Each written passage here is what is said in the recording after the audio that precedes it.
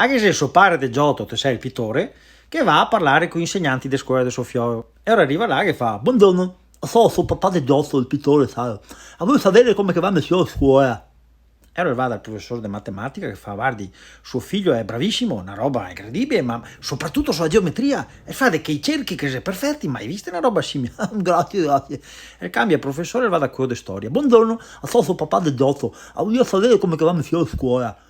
Era il professore di storia che fa, ma suo figlio è bravissimo, una roba incredibile, mi racconto tutte le battaglie della storia, tutte le robe, insomma io le disegna che par vere una roba incredibile, non ho mai visto uno così bravo a disegnare. Ah, bene, grazie, grazie. E ora va dal professore appunto del disegno che fa, buongiorno, sono papà del Giotto, voglio sapere come che va messo a scuola.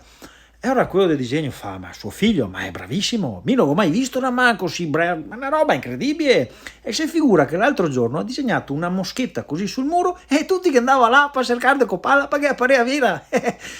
Non mi sta a dire a me che cazzo di immaginare una figa sua tua.